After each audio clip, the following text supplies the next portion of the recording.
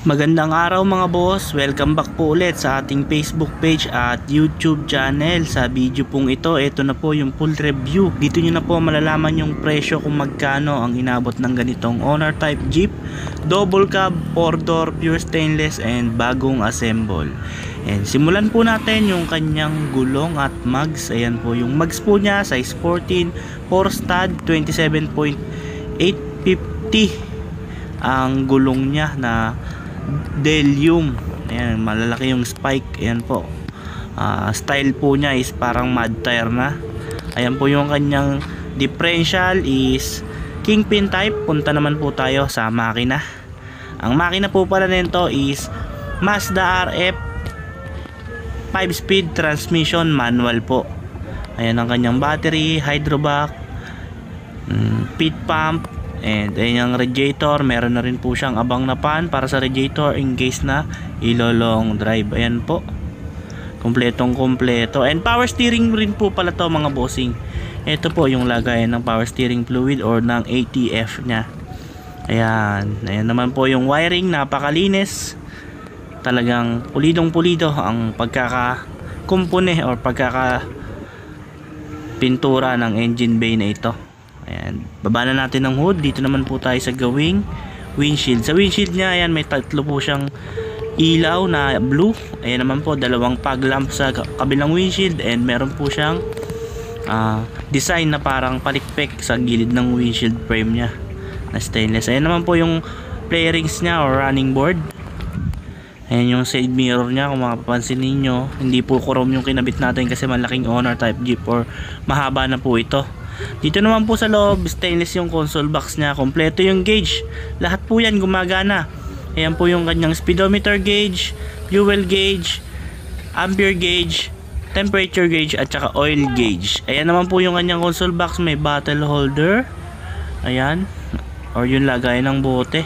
Ayan naman po, may pan na rin po siya or auxiliary pan. And LED light sa kanyang ceiling or kisame. Ayan, napakaliwanag niyan mga bossing.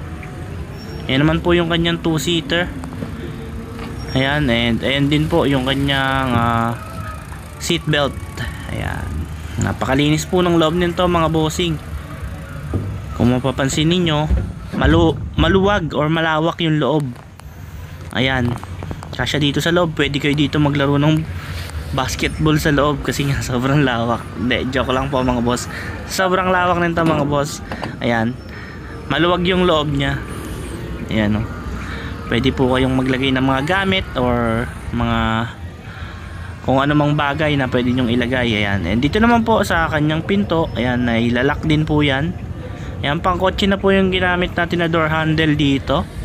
Ayan, sa likod pwede nyo pong iwan yung gamit nyo sa loob. Ayan, kasi nailalak po yung pinto. Ayan po yung upholstery nya, red and yellow. Napakalinis po nyan mga bossing. Ayan yung ceiling nya, oh. And meron na rin po siyang carrier. Yung carrier or top load nya is meron design na spoiler and apat po yung kanyang fog light sa taas. Ayan, napakalinis po mga boss. Ayan, papansin nyo naman, talagang quality. Ayan po, and dito naman po tayo sa under chassis nya. Pasisilip ko po sa inyo na hindi lang po labas ang makinis, pati ilalim po dapat. Ayan po, ayan, may mga tukod po yung ilalim nyan para hindi magkalampagan. Ayan, meron rin pong nakasalo sa kanyang propeller. Ayan, pare-pareho po yung gulong nitong apat na to. And dyan naman po sa likod, nakabarandilya po siya na double. Ayan, mag-assemble pa tayo ng ganito mga boss kasi itong unit na to is sold na. Ayan, nagpaabang ng lagayan ng antena yung may-ari. Sila na daw ang magkakabit. And mamaya sasabihin ko yung presyo kung magkano, dahil itong unit na to is sold na. Ayan, nagpalagay ng ganyang sticker sa cover ng reserva. And ito nga pala mga boss, bali 5-door to kasama yung pinto sa likod. Ayan po, nabubuksan po yan. And ayan, may tapakan. Ayan, stainless din po yan yung flooring nya, tsaka yung bubong. Ayan yung taillight na ginamit natin, Hella, limited edition na Hella.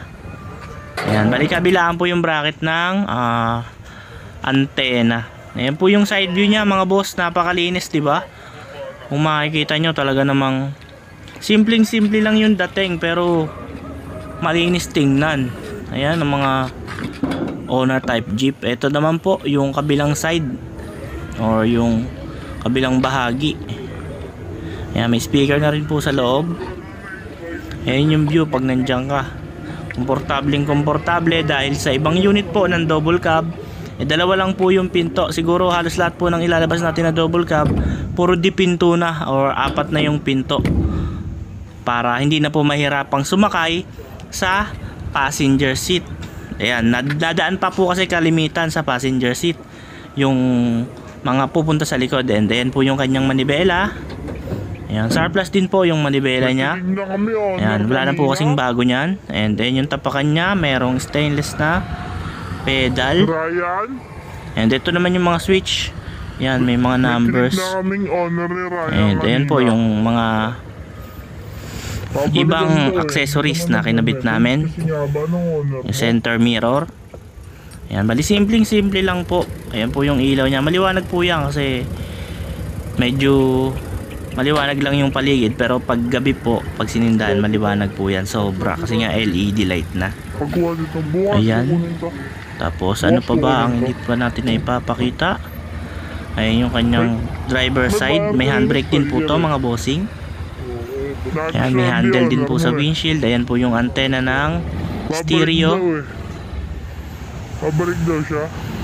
Ayan, ditrapal lang po to kasi mainit po yan pag pinuli close, pero madali lang din po ito kapag pinalagyan ng aircon. Ito na lang yung pinto, yung dalawang pinto sa harap ang i-close. Ayan po yung sinasabi kong door handle. Ayan, or door lock. Upgraded na rin po kasi yung sa ibang owner type Jeep, ayan, mismong manual lang din po yung kanyang pinto, pero stainless. Pero ayan po yung kinabit natin is ayun nga, pang kotse na. Ayan, medyo nag-upgrade lang ng konti pero magandang tingnan. Ayan po siya mga bossing. Ayan, bali yung sticker po na Ciao, ayan po yung pinalagay ng may-ari. Bali Ciao Arrivederci yung sa windshield niya, hindi kasya yung Arrivederci sa likod na natin nilagay. Ayan po, workaholic. Ayan, bali yung sticker niya may Johnny Walker pa po siya sa likod ng pinto, hindi lang naididikit. Bali yun mga boss, sa presyo naman po tayo. Bali ang presyuhan ng mga gantong unit is 420 to 450. Nabili lang po sa atin tong unit na to ng 375 kay Sir Joel De Roma. Shoutout po sa inyo sir, napaka-kisig po ng owner type Jeep na ito. Sana po malagaan nyo yung kanyang forma at yung kinis niya. Ayan. And sa mga gusto po ng ganitong unit, meron po kami ulit na binubuo na panibago. And abang-abang lang po kayo sa channel namin na ito. And sa mga gusto po mag-inquire, tawag lang po kayo sa number na nasa screen. And ipipin ko din yung Facebook page namin para madali nyo po ma-contact at mahanap. Bali yun lamang po mga boss. And bago nyo pong tapusin ang video ito, huwag nyo pong kalimutang i-click ang subscribe button at i-on ang notification bell para lagi po kayong updated sa mga video na ilalabas namin tungkol sa owner type Jeep. Bali dito ko na po puputulin ang video ito. Marami pong salamat sa inyong lahat.